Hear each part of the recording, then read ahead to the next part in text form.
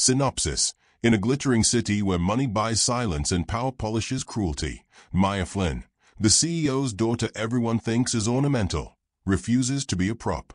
After a humiliating gala where the Voss family, architects of a $750 million empire, mock her in public, Maya quietly assembles a slender, surgical plan, expose the rot at the core of the Voss fortunes.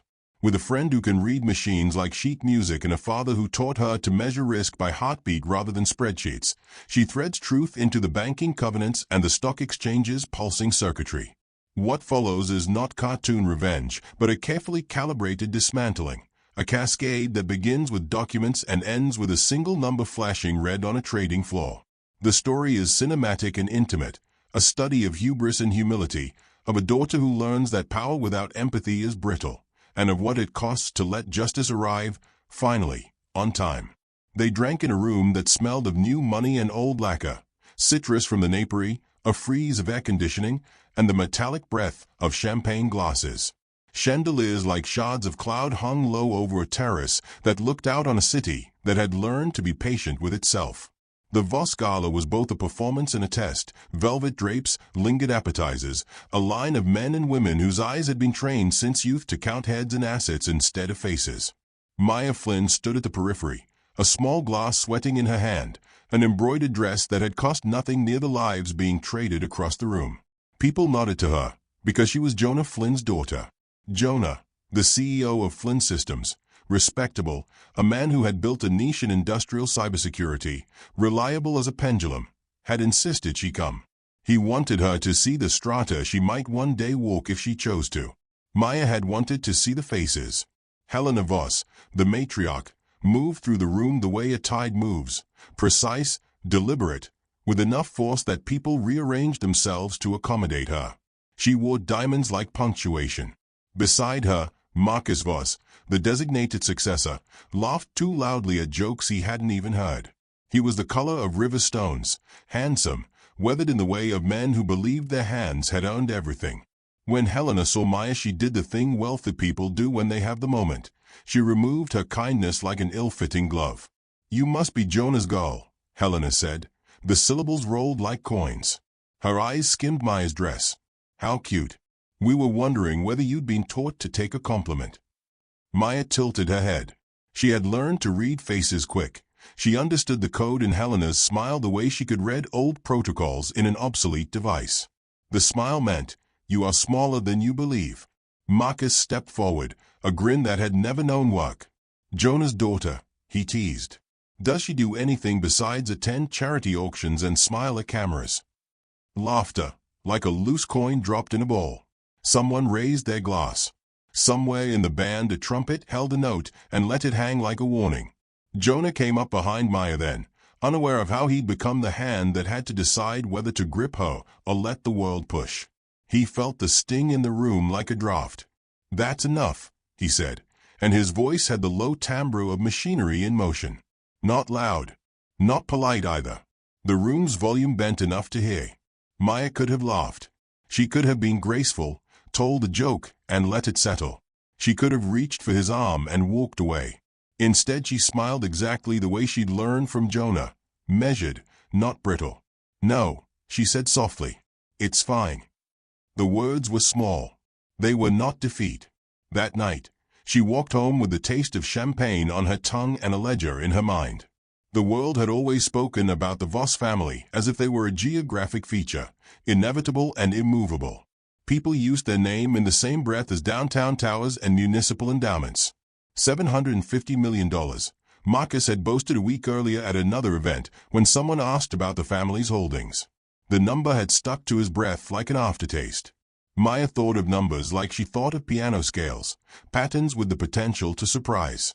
She kept her phone on the seat next to her because that was where she kept the small, private things she built, models and code and quick proofs of concept. She had built one that morning, a simple cross-correlation of publicly available financials and a mapping of off-balance liabilities. It should have been useless, a hobby calculation, a way to amuse the line between curiosity and boredom. But Helena's G tightened the wire inside her throat in a way that made curiosity become necessity. On Monday, She walked into her father's office and sat with a quiet that felt like assembling an engine before turning the key. Jonah looked up from a briefing about supply chains and smiled the way a man hopes his child will ask to learn. Maya didn't smile back. "There was a party," she said. Jonah didn't need details. He knew the type. "I think they are fragile," she said instead. She placed the file on his desk. It was thin, because there wasn't much to show yet, only spreadsheets and red lines and a small map of subsidiaries he'd never heard of. Jonah read the page and frowned. "Offshore entities," he said, the words falling like weights. "But everyone does that." "For tax optimization," Maya said. "And waiting rooms for money. They securitized a lot of their assets, Jonah, but the covenants rely on cash flow from volatile sources. They have highly leveraged positions in a chain of boutique insurers. If those insurers lose confidence, even slightly, it triggers credit lines to snap." "How would you prove it?" Jonah asked. He wanted her to be a child who only imagined storms, not the one who insisted on building a ship. Maya didn't answer with a plan. She answered with a name, Claire Ortega. Claire was 42 and small, and had been a systems analyst forced into the street during a corporate downsizing years ago. When Maya found her at a cafe in the old part of town, Claire was sketching microcode on a napkin and eating a sandwich like the world could mend itself with exactly 2 hands. Claire's hands were quick. She had once told Maya that when she listened to a server room, she could tell the model of a failing hard drive by the way it coughed. She had the kind of genius that did not shine at galas but stitched faults into bolts. Claire listened and agreed to help because that was what she did with her anger, catalog it into a process. Over bottles of coffee and stale donuts, Maya and Claire mapped a possibility, a forensic audit that would be irrefutable, timed to the market's own reflexes. Maya didn't want vengeance. She wanted transparency. Revenge would taste of rust and silence afterward. Transparency would be a light, measured, surgical. For weeks they worked in offices that smelled of old electronics and new ambition. Claire's garage, Jonah's conference room after hours. Late prints spread like constellations across kitchen tables. Jonah's company lent them legal counsel in the form of small favors, not because Jonah loved confrontation, but because he had taught Maya how to read risk. He let her access his network for signatures and fund transfers. He saw in her the old Cyrus Flynn habit, the unglamorous discipline of measuring tremors before earthquakes. Their plan required 3 things: proof, timing, and luck. Proof meant scouring the Voss holdings, following paper trails into shell companies and insurance cells, and assembling a file that left no space for Helena's practice denials. Timing meant choosing a day when markets were tuned to microshocks, an investor conference where eyes would be hungry and nerves raw. Luck, they told themselves sternly, was optional. They planned around it. When they found the kerning in the financials, it was almost anticlimactic. A boutique insurer, Hastings Re, had been used as a conduit for Voss obligations. Hastings Re had been thin for a while. It had been propped with short-term debt and promises. But a legal opinion from an obscure Cayman court, a document that should have been routine, had a clause that, if invoked, would trip a covenant in the Voss family's main holding company, Voss Consolidated. The covenant's if-then logic was mechanical. If Hastings Re's reserve ratio flagged, banks had the unilateral right to freeze lines. Once the lines froze, the company's liquidity would evaporate like a puddle under a noon sun. "You're saying a legal opinion could start a domino?" Jonah asked, testing whether Maya had measured the weight of her own gamble. "Yes," she said. "And we don't need to lie. We only need to shine light where they've been polishing darkness." They worked for weeks shading their truth with precision. Claire built a data package, transaction logs, inconsistent valuations, minutes from a shadow board meeting, that mapped like a trail of footprints into a locked mansion. They hired a forensic accountant with no love for the Voss name and a reputation for being both merciless and correct. When the final file was ready, it was not bravado. It was a machine that would hum the truth into a spinning world. The day they chose was the Voss family's annual investor brunch, a splendidly curated parade of hedge funds and artful obfuscations. Marcus would be there. Helena would be there. The city's wealth would be like whitecaps on an ocean. Maya woke before dawn. She dressed in muted clothes, the kind that spoke competence rather than spectacle. She felt the old flutter, hunger more than fear, The kind you felt before playing for the final measure of a concerto. Jonah walked her to the car. He placed a hand on the small of her back, steadying, centering. He didn't say anything she needed. He had taught her to read the wind. They arrived at the conference center when the catering staff was still lighting votive candles. Marcus moved through the room like someone who believed that the world owed him its cognition. He gave a speech about diversification and legacy and the Voss name as an anchor for the next generation. Cameras loved him. Reporters loved him. If the world were a palace, Marcus would have been painted somewhere toward the ceiling. Maya took a seat far from the podium. She felt the fire like a stone at her chest. Claire arrived minutes later with a thumb drive sewn into a jacket and an email queued to a journalist who had made a career exposing corporate malfeasance. The journalist had a live stream scheduled for the very brunch. Claire's hands were steady. Claire had learned, during her layoffs and the winters after, that steadiness was an ethic. When the moment came, Maya rose. She walked to the podium with the kind of composure that is not indifference but deliberation. Cameras tracked her like migrating birds. She didn't raise her voice. She didn't need to. "Good morning," she said. The room leaned because the world is a muscle. "My name is Maya Flynn. My father's company has been a competitor to Voss Consolidated in security contracts for years. I built systems. I understand how fragile they are." Everyone smiled in two kinds of ways, the polite and the bored. Marcus's mouth tightened. "I bring evidence," Maya said. "Not allegations. Not rumors. Evidence of off-balance liabilities involving Hastings Re and several shadow special-purpose vehicles. Evidence of legal opinions that, if enacted, could trigger immediate covenant breaches." She felt the room's light tilt, the air in the room like a sealed envelope being opened. The journalist's camera panned. Helena's face, in the gilt light, was a mask being reheated. Maya ran through the key facts succinctly, like a surgeon naming blood and artery. She displayed evidence on the screen behind her, transaction chains, legal memos, lines that refused to reconcile. She cited the clause, then she offered a timeline. Claire, in the back, hit a key and the file was live in a secure, verifiable repository that the journalist team could access. "What you see," Maya said, "is not speculation. It is the contractual architecture that supports their liquidity. If the banks enforce the clause, Voss Consolidated will lose access to critical lines of credit. The result would be a sudden impairment of their market value." A hush, then the slow lubrication of panic. Phones came up. The journalist moved to the moderators. "We've got the files." An analyst on one of the broadcast networks typed like a rainstorm. In trading, reflexive algorithms started to sniff for pattern breaks. In the modern market, algorithms are like hounds. One bird of doubt becomes a pack. Marcus lunged to the mic. "This is," he said. He looked smaller than his suits. "This is a SME. Fabricated. Constructed." "Then answer," Maya said. "Open your books. Let an independent firm audit Hastings Re right now. Put it to rest if you can." Helena hissed something that was not audible in the recording. She moved toward Maya like a queen moving to reclaim a corner of her chessboard.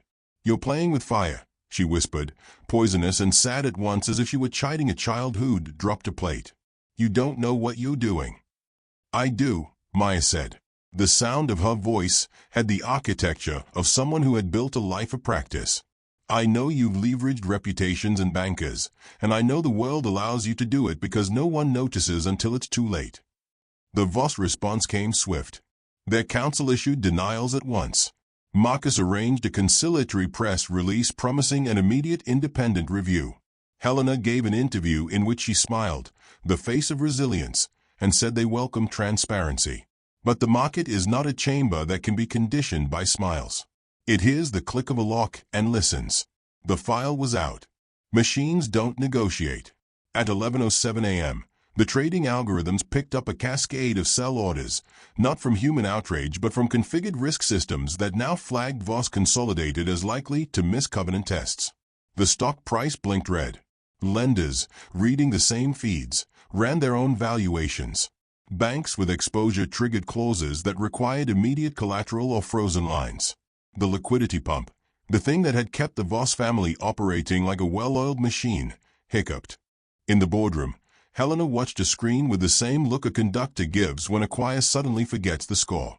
Marcus watched with the desperation of a man who had designed his future with nothing but momentum. Their empire, the careful scaffolding of hotels, insurers, private art companies, and convenience store financing, was not one monolith but a set of supports that assumed continual faith. Faith is fragile and brittle in the face of measurement. Within seconds, and when someone first used the word seconds, it struck everyone like a meteor. The value of Voss Consolidated dropped by nearly half. Markets are not linear, they are narrative. Once a narrative of risk enters, it multiplies. Banks pulled lines as protocols permitted.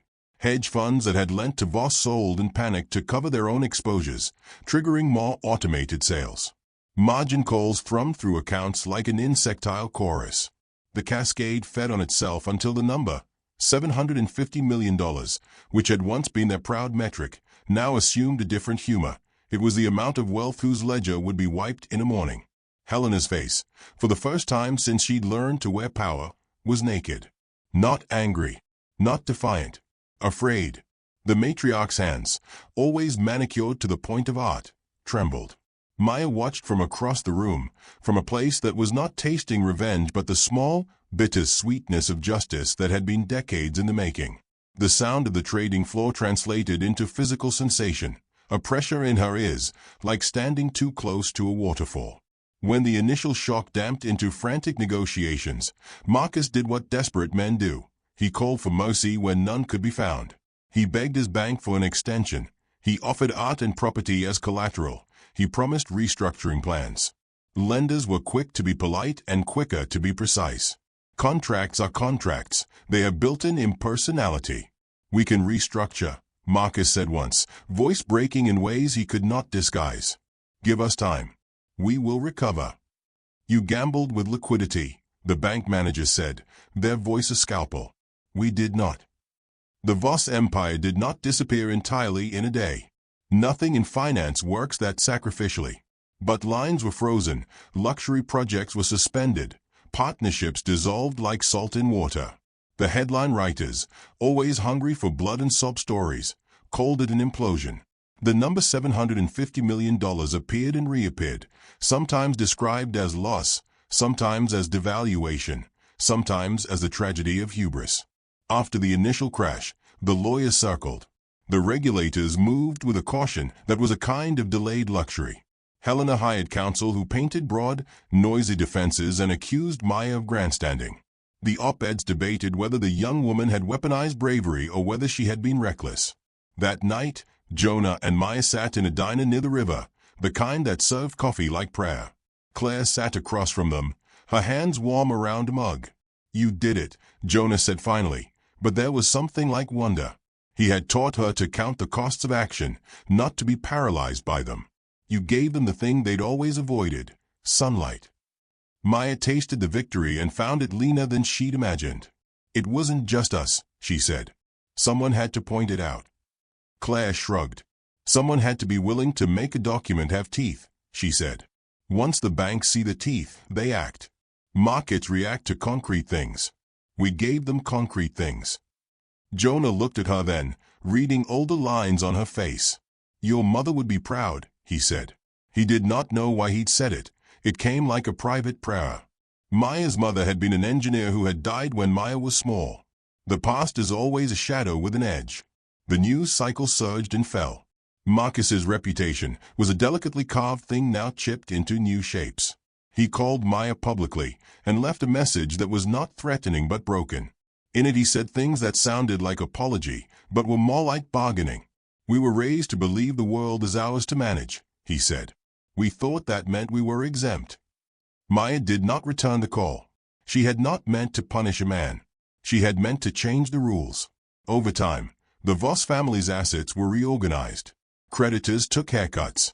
Some beloved community projects were paused. People who had worked construction on their real estate projects lost contracts. Servers in their tech divisions went dark temporarily. The headlines spoke of ruin. The real-world consequences were more complicated. There were layoffs. There were families uncertain how to rebuild after the shock. In the quiet that followed, With the markets no longer erupting like fractured glass, Claire and Maya reviewed what they'd done the way a surgeon reviews stitches.